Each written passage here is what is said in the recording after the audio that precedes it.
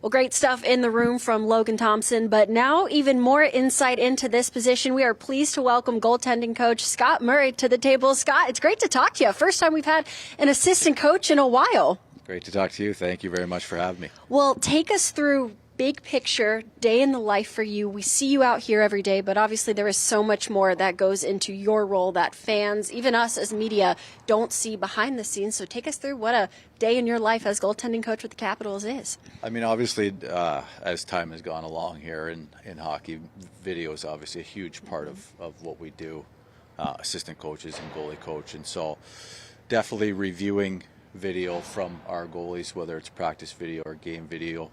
That's a massive part now.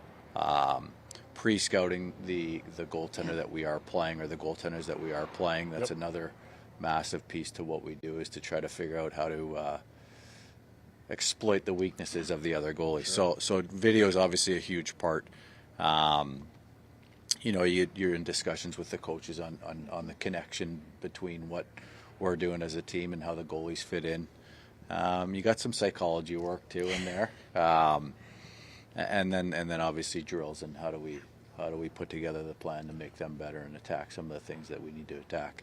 You talk about psychology. I just had a quick conversation in the room with Charlie Lindgren, and you know we were talking about the last game where he gave up 7 goals, and I told him we were talking to you, and he goes, "Yeah, he's part coach, part shrink." He says, "You know, he kind of keeps me grounded." You know, talk about what you would say to a goalie who's had a rough night. You know, whether it was who played, you know, what happened in front of him or just had a rough night. How do you kind of keep that confidence level up for them? Well, I think the first thing is you try to get them in an unemotional state, because obviously these guys are competitive guys, and both of our guys have fire, and they want to put their best foot forward to try to help the team win. So. Right. You know, you have the odd conversation after the game when it doesn't go well to try to, you know, if they want to vent, you're kind of an ear to bend. But in all reality, the most productive conversations are, as you know, when that emotion is left, and now you can talk about the true picture. And a lot of times it's not as good or bad as you think it is, and you know, taking a step back and giving yourself some time. So that's definitely a big part, is waiting for that emotion to go, and then you know, just trying to lay out a clear picture from a point of you know, where there's not as much emotion involved. And so that's key, is finding the right timing to speak on those games for sure. Looking at the tandem you have here with Logan Thompson and Charlie Lindgren, two really good guys, but they definitely have different personalities, different dynamics. And so for you, who knows them better than anyone, how do you balance two guys that seem to have a really good relationship, but also different people at the same time? Yeah, and I think that's key, is obviously they got a good relationship and they respect each other for what they do, and they definitely don't approach it always the same way, but there's a respect level from both of them. And so they've got a great relationship and a great partnership, and a lot of it. And the one thing with goalie coaching, we only have 2 guys, right? So whereas the coaches have, whether it's, you know, 7, 8D or 12 to 14 forwards, we're really close with those 2 guys, and it's a small department. And so the biggest thing, you know, right away is to earn their trust, but also get to know them as people and as athletes, and kind of what makes them tick. So trying to figure out those different things that make LT tick, that make Chucky tick, and getting to know who they are and where they come from is also a big part of that, because then you can kind of understand, you know, how they're going to react to certain situations. How fortunate do you guys feel to have a 1A and a 1B? I feel like there's some internal competition between those 2 guys. They both want the net. I mean, we know Logan's the number 1, and we know Charlie's going to get a lot of the backup assignments, but I'm sure, you know, Charlie wants to play as much as he can. No doubt. And I mean, you know, it's a scenario where, and Chucky said it before, he said iron sharpens iron, and that's kind of the scenario here, where, you know, there's some scenarios where you got the older, more experienced guy and the younger guy that's kind of, you know, working himself in the league, and there's a mentorship. You know, it's a little different scenario. We know Chucky's been the guy here.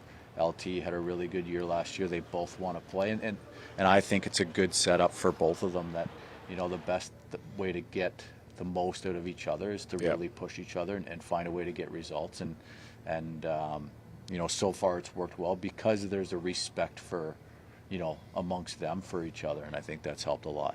Going back to your off-ice coaching, as a professional athlete, there's a lot of pressure. But as a goaltender, there's even more. I feel like it's a position where you ride the highs, but you also ride the lows. So what can you do to keep whoever it is sort of grounded and just in a good mental state to come out and be able to perform in such a high-pressure situation? Yeah, I mean, it's definitely, there's pressure in different positions. We just, before it used to be the fear of getting hit with a puck in the face. We don't have that fear anymore. So it's that you're the last line of defense, Right. and either stays out or it goes in. And so there's some pressure and a different mindset that it takes. But I just think the day-to-day focus on the controllables, especially in net, because you can ride those emotions, and confidence is a huge thing. And staying in the moment is a big part of that confidence. If you start to, worry about what happened before, what might happen, especially in net, It's so mental nowadays. Yeah, it can get away from you. So just kind of focusing on that day to day and the process of what makes them good, and knowing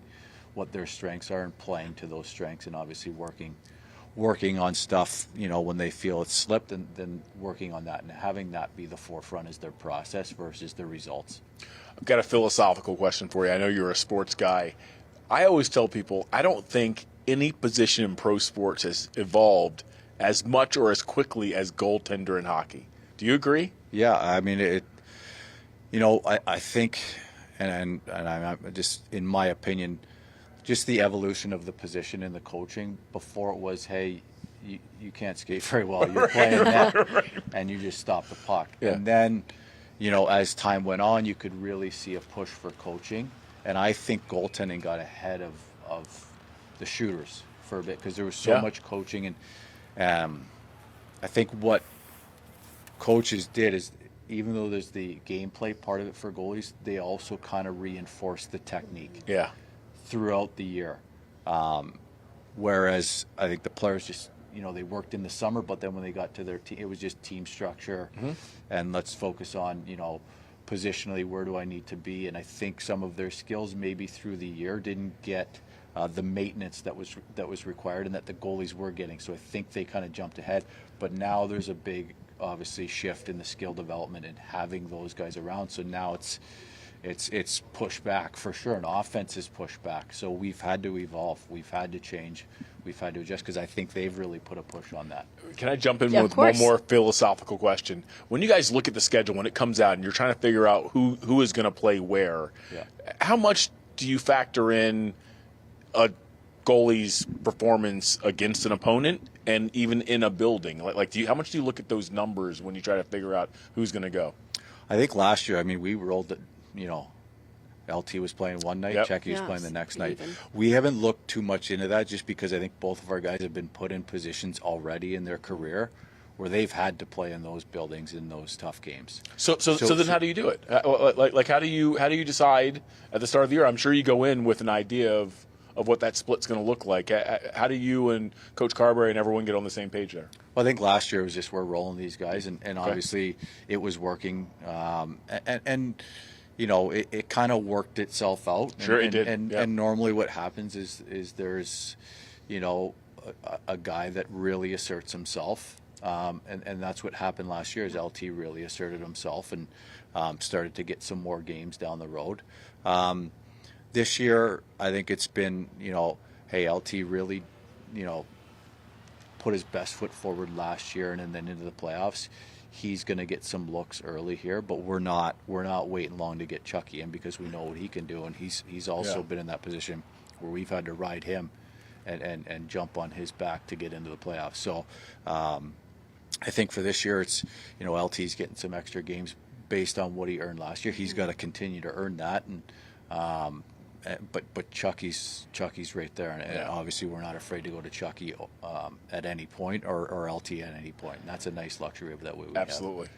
You mentioned continuing to earn that. These guys are never going to get complacent, but when you look at this time last year as opposed to now, they both signed extensions in year pretty close together. And so is there maybe, I don't know if sense of relief is the word, but a little different feeling into this year, knowing, okay, Washington is at least going to be home for a few more years for both of us?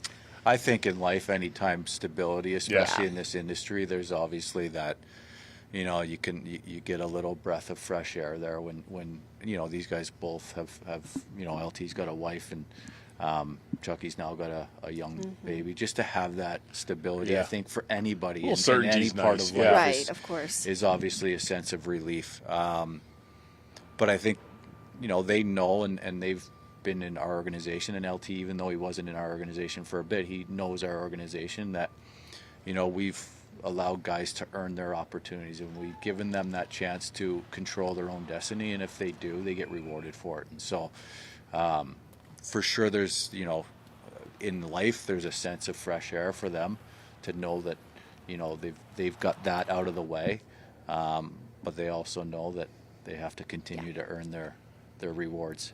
Well, one more from me. I want to ask about Logan Thompson, because you mentioned at the top it's really important for the goaltending coach to kind of ascertain, get a feel for what makes a guy tick. What makes Logan Thompson tick? He absolutely loves hockey. And I think both of our guys are gamers. They didn't grow up in the traditional, I guess the modern traditional sense of, goalie school, do this, do every move technically correct. Yeah. They grew up in playing hockey Yeah. and trying to find a way to Keep stop the puck out of the net. and it The wasn't basics. it wasn't necessarily I gotta look this way, I gotta stop the puck was their mindset.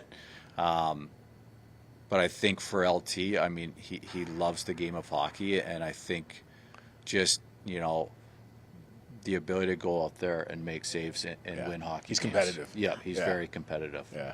And he absolutely loves the game. Yeah.